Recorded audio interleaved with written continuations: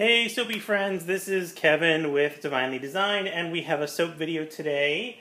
Today I'm just making a soap just for me because I like this fragrance and I'm going to make it look pretty with stuff I like, and that's really it. No other reason, not researching anything or doing anything, just a soap for me because I like it. Okay, so let's go over the recipe. For my oils, I have 420 grams of olive oil pomace, 350 grams of coconut oil 76 degree, 140 grams of rice bran oil, 140 grams of avocado oil, 140 grams of cocoa butter, 140 grams of shea butter, and 70 grams of castor oil.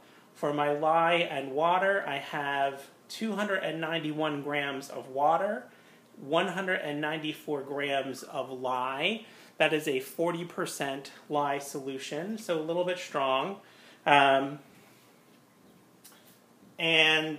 we are doing a fragrance from Mad Oils. It is called Earl Grey Tea, and it's mixed with a little bit of another Mad Oils fragrance called Velvet Peppercorn. So it's 60 grams of Earl Grey tea, which is, it has a strong tea scent to it, but it also is very sweet and floral.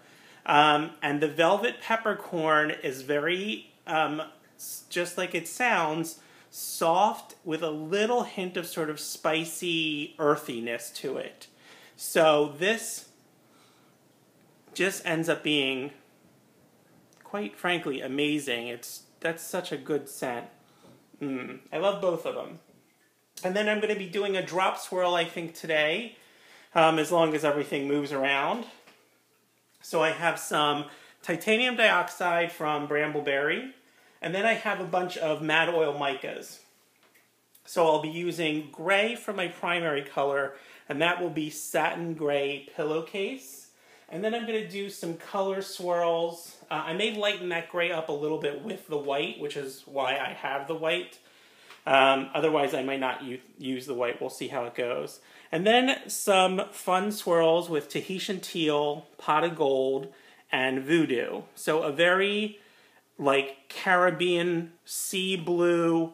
This is a nice yellow with a bit of shimmer, and then a super hot pink. Mostly just going to go for kind of accents, you know, little swirls with them, not big, huge amounts. I also have some Sister Golden Hair Surprise mica that I am probably going to use only on the top. And no additives, nothing else. My temperatures, my oils are right around 100, and my lye water is right around 80 degrees. So let's get started, I suppose.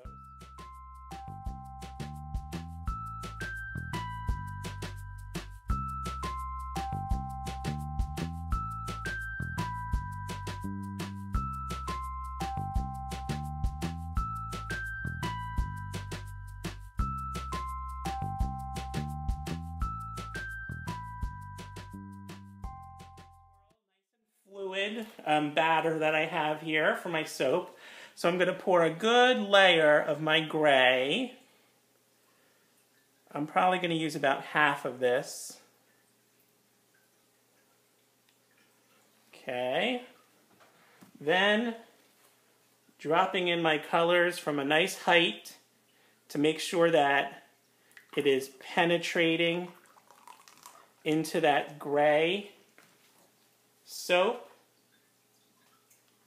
Now my batter is nice and liquid, so I don't have to go from a very high height here.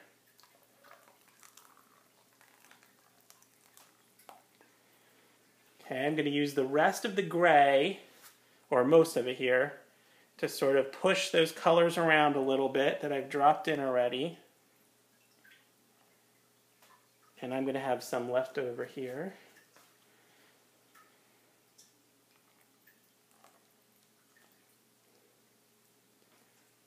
Okay.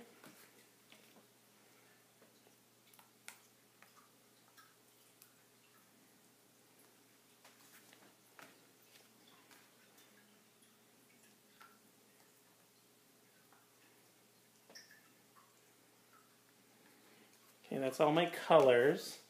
Gonna make sure I get up to the top here with the rest of my gray.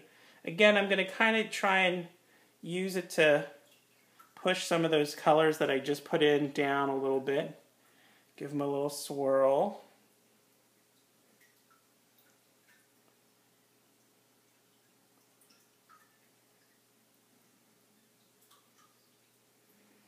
Okay, so that's nice and full.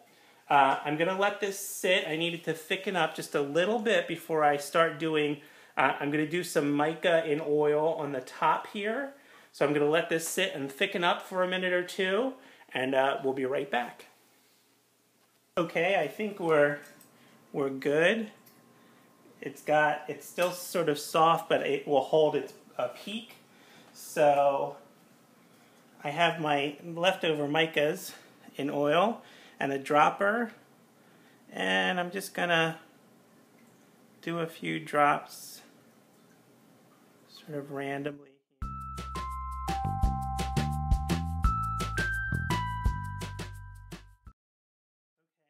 Take my spoon and just do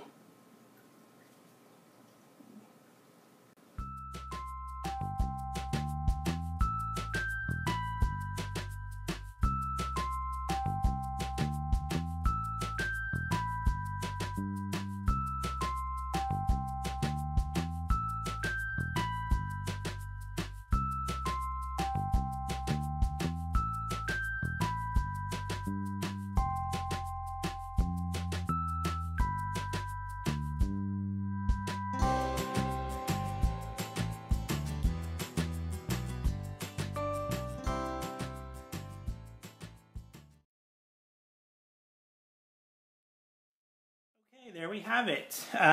Toward the end there, after I used the spoon, I went back with my dropper and I picked up some of the mica in oil and sort of squeezed it back out, and then just splattered, with, kind of almost an empty pipette, and just sort of splattered it all over it to get little sprays. I thought it needed a little bit more mica kind of all over, but I didn't want big puddles of it. And then I used a little bit of a sparkly glitter at the end.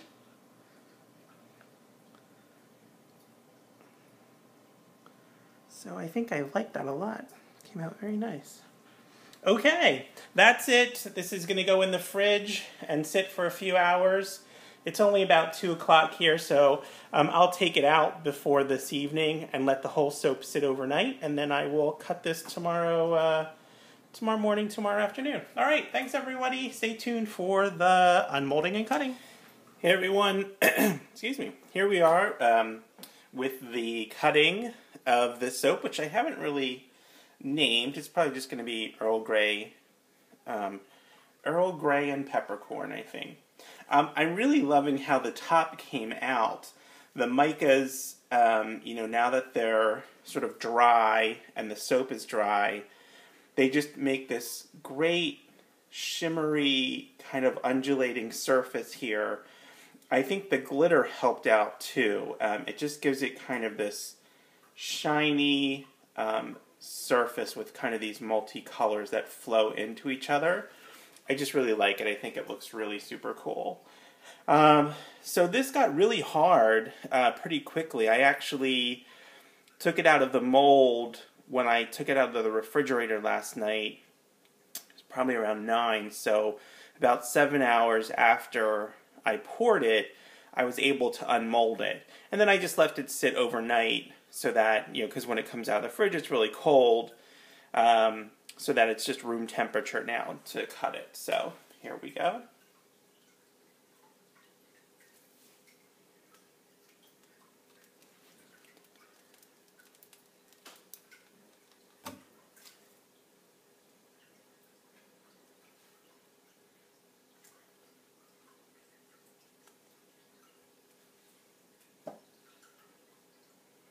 Okay, so we had a little bit of a partial gel there in the middle. It did feel warm last night too. When the soap itself when I put it in, but it's not bad. That'll probably fade. You probably won't even be able to see it. And then we have the pretty swirls from the yellow, blue, and the pink. I kind of like that. Like I said, I was just kind of doing this one just kind of for me. Oh, look at that. Look at those swirls, how they got there. That's pretty cool.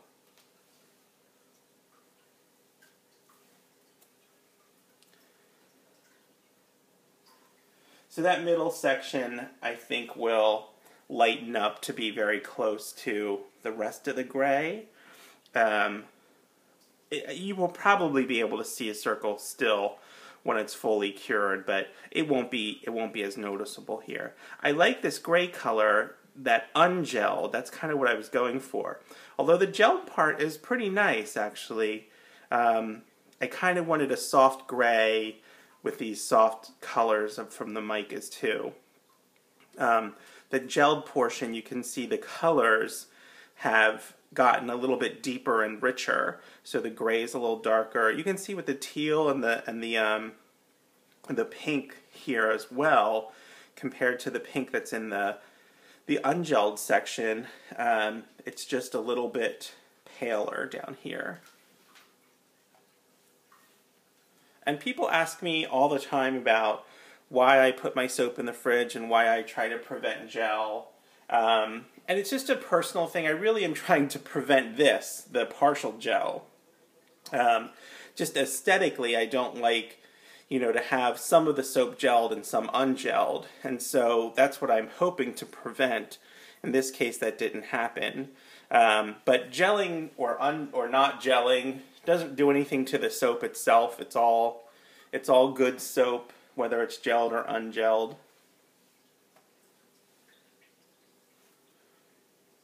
But you can see gelling does have an effect on some colors sometimes.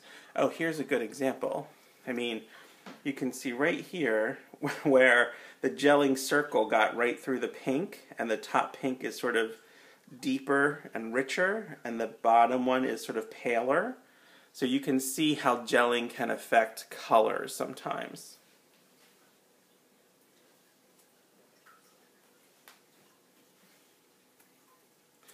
But like I said, this was basically a soap just for me, just because I like the fragrance and the colors, and that's it. So, okay, that is Earl Grey and Peppercorn.